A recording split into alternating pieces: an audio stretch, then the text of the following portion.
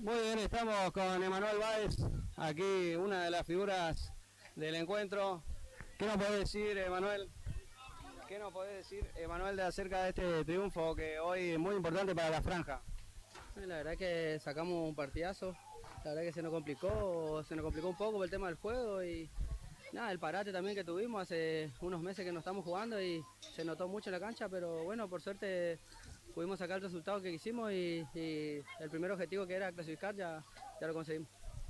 Te vimos muy activo en el campo de juego, muchísimas opciones de gol, la verdad. Si embocabas todas las que tuviste, ganaban como 7-1. ¿Qué pasó? ¿Que te falló la puntería? ¿Qué pasó? Sí, la verdad que sí, tuve mucha chance, pero bueno, lo importante es tener la chance. No, hoy no pude convertir, pero bueno, el equipo ganó, es lo que es lo importante y la clasificación. Muchísimas gracias, estamos en vivo para Futboleros. Si querés darle algún mensaje a todos los hinchas que están presentes mirando el partido.